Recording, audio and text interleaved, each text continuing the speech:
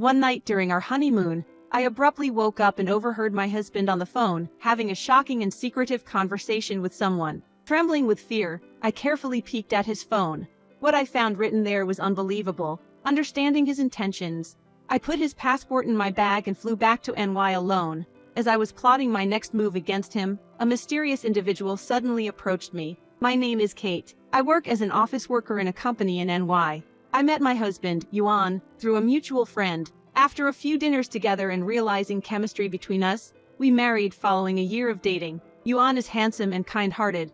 But there was one thing that bothered me. This concern began one day as our wedding date neared. I'm home. Usually Yuan came home later than me. However, on this particular day, my overtime work extended, so I returned later. When I opened the front door and was about to organize the shoes, I felt something was amiss. I don't remember these shoes. Beside Yuan's work shoes, there was a pair of women's shoes. Suspicious thoughts of is he having an affair arose. Listening closely, I heard a conversation between a man and a woman. The man's voice was unmistakably Yuan's. Although I couldn't catch their entire conversation, the woman's voice was evident, and they sounded cheerful. Immediately, I activated the video function on my smartphone and rushed into the living room. Before me sat Yuan and my mother-in-law. "Oh, you're back. Welcome home, Kate. Sorry for coming unannounced." Relieved that my infidelity suspicions were unfounded, another unexpected scene caught my eye. The room was filled with stacked cardboard boxes. Confused, I asked, "What's with these boxes? What's going on?"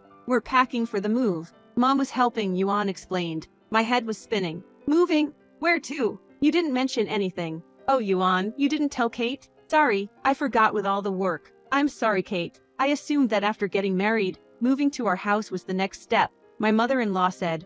"I wasn't informed of any plan to live with his parents." This sudden twist disrupted my dreams of our newlywed life. I needed to address this. Moving in, living together. I'm hearing about this for the first time. I can't agree to unilateral decisions. I mustered the courage to speak up. Yet my mother-in-law casually replied, "Isn't it normal to live together after marriage? If that's an issue, you might as well divorce Yuan." My mom's right. Living in my family home would be easier for both of us, especially if you ever need anything. "It's a win-win," Yuan added. Caught between Yuan and his mother, I felt cornered. Eventually, I reluctantly agreed to move into my in-laws' home. There was one thing about my husband that bothered me. It was his obvious mama's boy personality. If I had clearly rejected that trait at that moment, maybe subsequent problems wouldn't have arisen. Living in my in-laws' house was incredibly stressful for me. After moving there, my husband's attachment to his mother became even more obvious. Whenever he sought advice, he always began with "my mom says." Most of the household chores and cooking were done by my mother-in-law, and whenever I occasionally make meals, he'd comment, "Mom's cooking tastes better." It seemed like my mother-in-law enjoyed the situation where her son was so dependent on her. She took care of almost everything concerning him. My father-in-law silently observed all of this, never making eye contact with me and remaining silent when spoken to. I often felt like I had no value in that house. What particularly bothered me was my mother-in-law's extravagant spending habits. After moving into the in-laws' house, I realized she loved luxury brand items, and she reliably bought them whenever she liked a new release. "Kate, I want this, but I'm short on money. Can you lend me some?" She'd ask me like this every time a new product comes out. Though I'd think to myself, if you don't have the money, don't buy it. I couldn't object since she did all the housework. As a result, the savings I had accumulated since my student days were nearly gone. When I brought this up to my husband, he responded, "We're allowed to live here. Don't complain." It's not that I actively chose to live in this house, but there was a reason I didn't leave. Deep down, my husband genuinely respected me. On our mutual days off, he would spend special time just with me, and he had prepared our honeymoon trip in advance. Despite the hardships of living with his family, I endured, held up by his love. Finally, the day of our much-anticipated honeymoon arrived. Our destination was Italy. Knowing I always said I wanted to taste authentic Italian cuisine, my husband planned and made it happen. My long-time dream was becoming a reality, and the thrill of traveling abroad with the person I loved most had my heart racing. But even this eagerly awaited honeymoon adventure took a drastic turn because of a single remark from my husband. It happened late one night. Waking up to use the bathroom, I noticed my husband wasn't beside me. Assuming he was maybe up for the same reason, I left the bedroom and heard him speaking with someone. He was on the phone. Who could he be calling at this hour? As I tried to listen closely, a shocking statement reached my ears. "By this time tomorrow, Kate will be long gone to the afterlife." "Don't worry, Mom.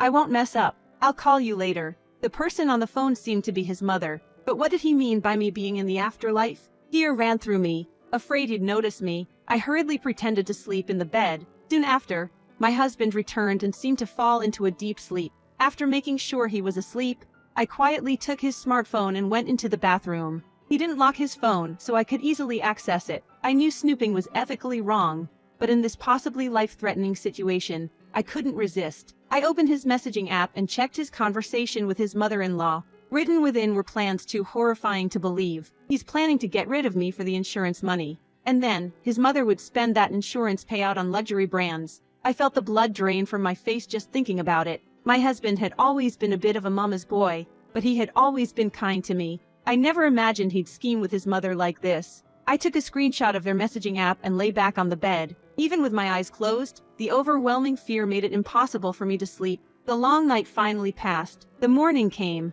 and with it the buzz of trains and buses beginning their day. I felt it was too dangerous to stay. I quickly gathered my things, deciding to leave the hotel alone.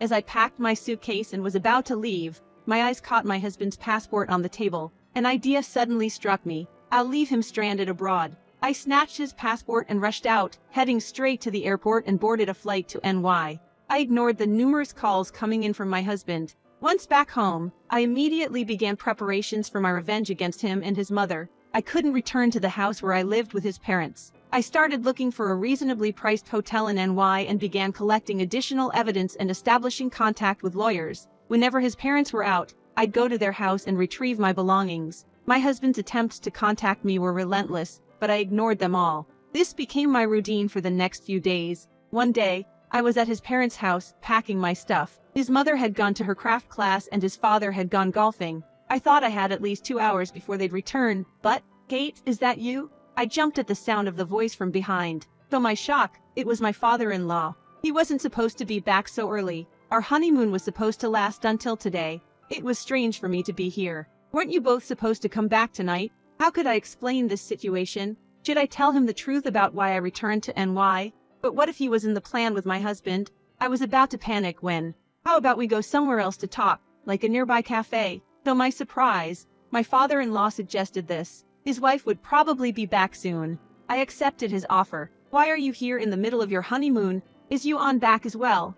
As soon as we sat down at the cafe, he asked. I hesitated to answer. If he was part of their plan, my revenge would be ruined. "Didn't your wife say anything to you?" I probed cautiously. After a moment's thought, he said, "She hasn't mentioned anything to me." It seemed from his expression that he was clueless. Convinced, I decided to reveal everything to him. "Do you know about this plan?" I handed over the printed messages between my husband and his mother. His eyes widened as he read. "I've seen them talking together a few times, but I had no idea they were plotting something like this." It seemed he genuinely had no idea. I was in Italy when I overheard my husband talking to his mother on the phone, and that's how I found out about this plan. I was so shaken that I returned to NY on my own.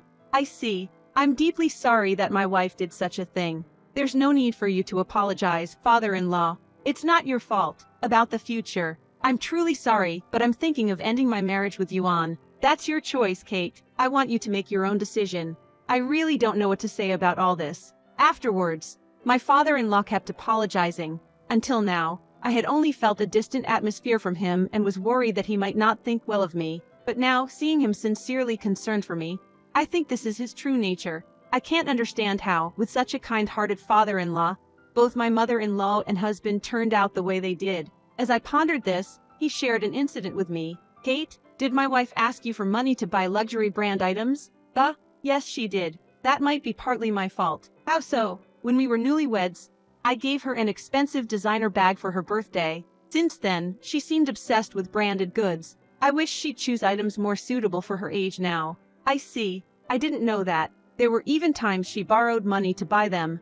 I got really angry with her for that. I thought she had understood, but I never imagined she would try to get money from you. I underestimated her." He bowed his head again in apology. I had never known this side of why my mother-in-law loved branded items. Still, I couldn't forgive her actions. Even if that truly influenced her, it's not your fault, father-in-law. She continued her ways even after you warned her. It's her own issue. That's comforting to hear. By the way, where's Yuan? Didn't he come back with you? About that. I was in a fix. How would he react if he knew his son was stranded abroad? but I couldn't hide it now. I had to tell him everything. The truth is, I took Yuan's passport with me, so he might not be able to return for a while. What? I'm really sorry. I know it was a wrong move, but it was the only way to ensure that no one interfered with my preparations. He looked utterly shocked for a moment but then chuckled. I see. Since you live with us, maybe it was unavoidable. So that's why he said that. Said what? Well, I overheard my wife talking to Yuan on the phone. According to him, it was on the day I returned to NY. Although Yuan seemed a bit flustered about my absence, he said, "This might actually make our plan work." At that time, my father-in-law didn't understand, but now it made sense to him. I get it now. If that's the case, I'll support you too. That would be helpful. As we were chatting, mixing in some small talk about what had happened up to now, my smartphone unexpectedly rang. The caller was Yuan. He probably realized he had lost his passport while preparing to return home and decided to call. I finally answered Yuan's call. Hello, Kate, finally you picked up. Where are you? I've been worried because I couldn't get in touch with you. Glad to hear you're okay. I'm relieved. I'm sorry. The truth is, I got an urgent message from my parents. I had to return to NY. I was so rushed that I didn't have the time to contact you. Oh, I see. Don't worry about that. But do you know where my passport is? About that, because I had to hurry back, I accidentally brought your passport with me. What am I supposed to do now? If it's okay with you, can you get your passport reissued there? I think it would be faster than me sending it from here. Reissue it? I have work, you know that. I can't take any more time off. I'll contact your workplace and explain the situation.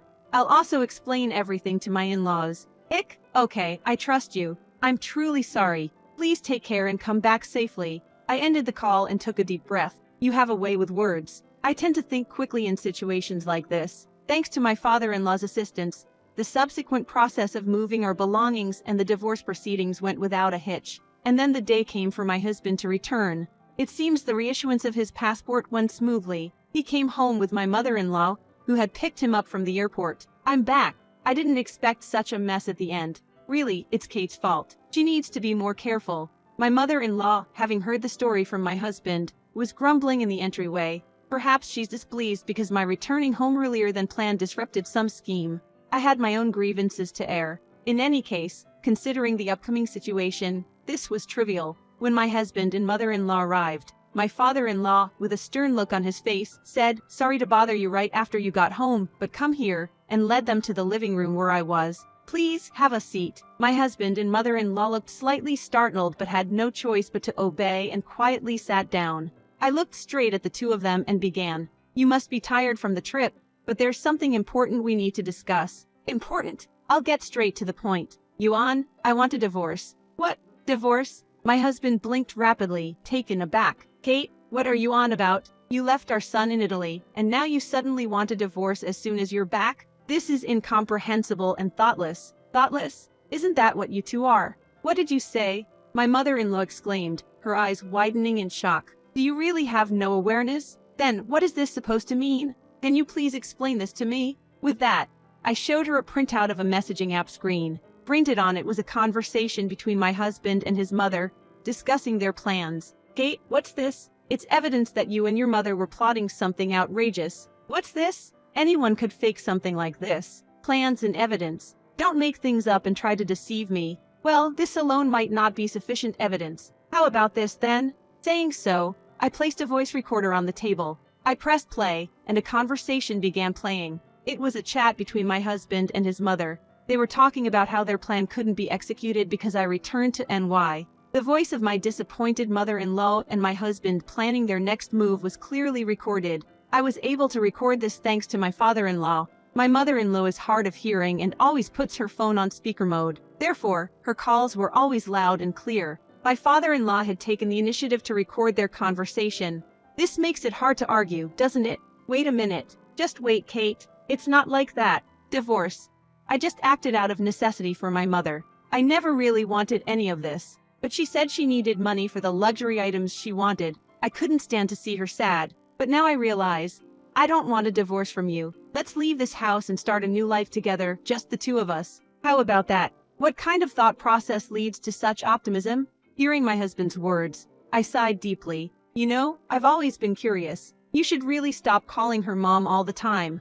It doesn't sit well with me. I appreciate the care for your mother, but planning to get rid of your wife for insurance money to buy your mother gifts? Ununderstandable. Live with someone like that? No way. Just the thought gives me a headache. My husband, seemingly unprepared for my response, was at a loss for words. I'm going to divorce you no matter what, and I'll be demanding the division of property from both of you. I'll also ask for the cost of the luxury items I bought for your mother in the past. If you do that, I won't be able to buy bags or watches anymore. Even in this situation, my mother-in-law was still fixated on buying luxury goods. I was left speechless by the behavior of this mother and son duo. Enough is enough. Suddenly, my father-in-law yelled, "All you think about is yourself. Have you ever thought about how much pain Kate has been through? Are the luxury items you want so badly, using someone else's money, really that valuable? Do you even understand the burden you're putting on her?" Emotionally charged, my father-in-law's words silenced them.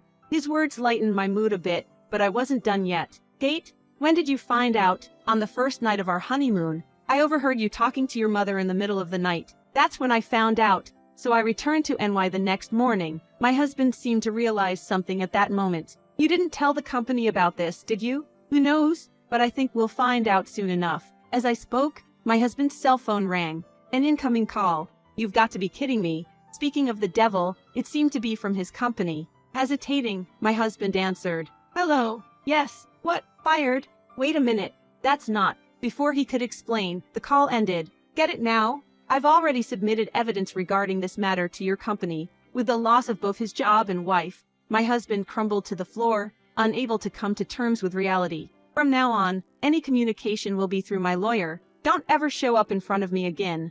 And just like that, our early days of marriage came to an abrupt end. However, the story didn't stop there. My lawyer advised me that it would be appropriate to consult the police regarding this situation. Apparently, their plan alone constituted illegal activity. I followed the advice and reported it to the police. While they weren't arrested, it seemed they had to pay a fine. Because of this criminal record, my husband apparently found it hard to get a new job. Similarly, my mother-in-law began to face criticism from neighbors. Furthermore, to pay damages to me and other costs, she had to sell most of her luxury possessions. I heard the only thing she kept was a bag gifted to her by my father-in-law on her birthday. Now, the family finances are controlled by my father-in-law, and the amount my mother-in-law can use is severely limited. They surely learned a valuable lesson. Now, I'm enjoying my single life in a flat in the city, though my marriage ended shortly after it began.